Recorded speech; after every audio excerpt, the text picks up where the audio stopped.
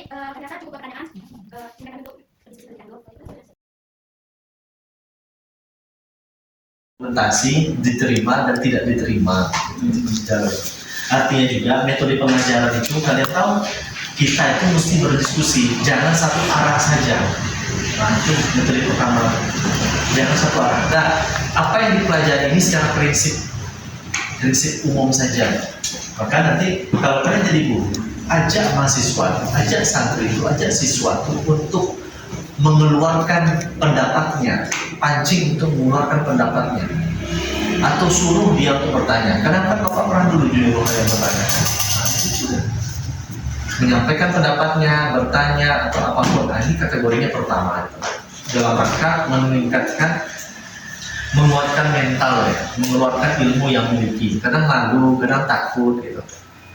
Kadang malu, kadang takut. Nah, yang kedua adalah metode hikmah. Hikmah ini apa? Tuh, berdialog dengan kata-kata bijak sesuai dengan tingkat kepandaian. Hikmah itu segala sesuatu baik perbuatan maupun pengetahuan.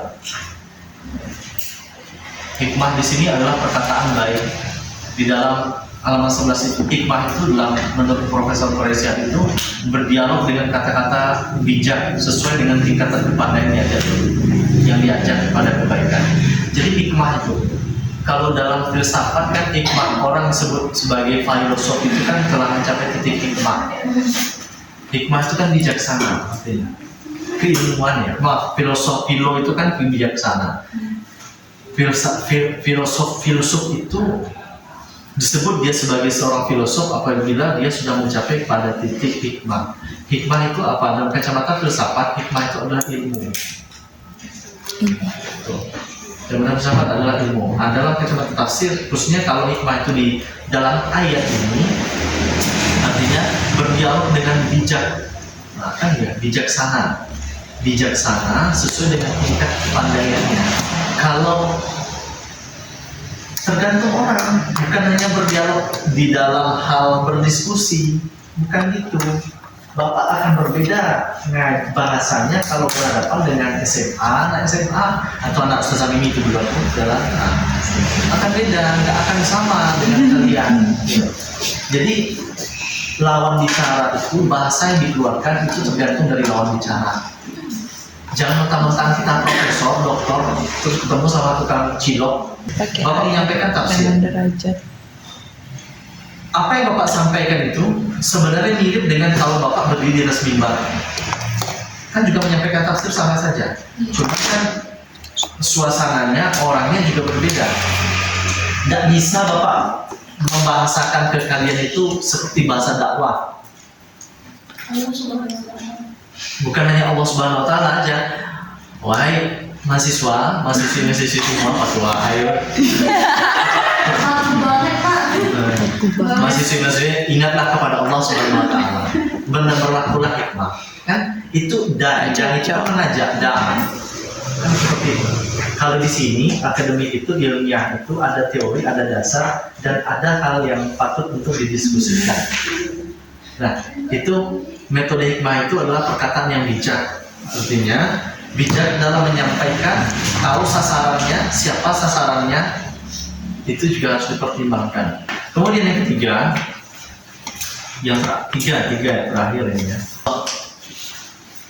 Mau'izah hasanah, nasihat yang baik. Mau'izah itu nasihat. Mau'izah hasanah, nasihat yang baik. Makanya pakai kata hasanah. Ayatnya kan, mau'izatil hasanah, nasihat yang baik. Mau'izah hasanah. Kalau ada hasanah, kata-kata hasanah hanya sekedar nasihat, maka orang bisa saja memberi nasihat buruk. Maka dibuat dalam ayat itu hasanah. Artinya wajib memberikan nasihat yang dapat mengarahkan kepada kebaikan dan perubahan. Mengarahkan kepada kebaikan dan perubahan. Kalau menasihati orang itu kan beda ya. Menurut dia baik, tapi menurut si pendengar nggak baik kan juga ada. Ada Pak. Atau menurut si dia baik, tapi menurut Vina nggak baik kan juga ada. Ada Pak. Nah, dalam ayat itu, maka di pukul rata semua mesti dituntunkan, diarahkan kepada nasihat yang betul-betul baik. baik, bermanfaat, mengandung perubahan. Ini tiga metode pengajaran yang terdapat di dalam surat An-Nahl 125. Ada 3 di sana. Ini secara prinsip dan 3 metode ini pasti digunakan secara prinsipil bagi seorang pengajar ke peserta didik. Pasti. Pertama, dengan diskusi. Jangan mono tuh tahu. Masuk jam 9, keluar jam 11, bapak aja ngomong, guru aja ngomong. Nggak ada cerita. Itu monoton gitu. Mono. Didengarin aja tuh. Nggak akan sanggup. Intinya kalian sebagai calon guru ajak siswa itu untuk mengeluarkan pendapat atau ide pikirnya. Dan jangan disalahkan. Jangan salahkan. Kalau berbeda apa yang disampaikan, dia udah hargai saja. Oh iya, itu lebih tepatnya begini saja. Kan kadang ada ya mahasiswa itu atau santri itu atau siswa itu kadang menyampaikan sesuatu tapi nggak sesuai dengan tema yang dibahas. Gitu kan, keluar dari topik. Ya udah, dengarkan saja, hargai. Dia sudah keluar energinya untuk menceritakan, dihargai energi itu. Ya udah, kita balik ke laptop. Nah, itu kan. Kembali karena Kemudian yang kedua itu berkata bijak yang baik. Itu juga penting bagi seorang pengajar.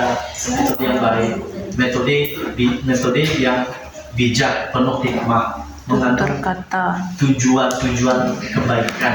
Jadi kalau ngajar itu mesti harus ada sisipi dikit dengan nasihat-nasihat. Meskipun kimia yang kalian ajarkan nanti, sisipi itu dengan kebaikan. Dikit aja, 1,5 jam bertemu, kasih 1 menit aja untuk sisipi kebaikan-kebaikan itu.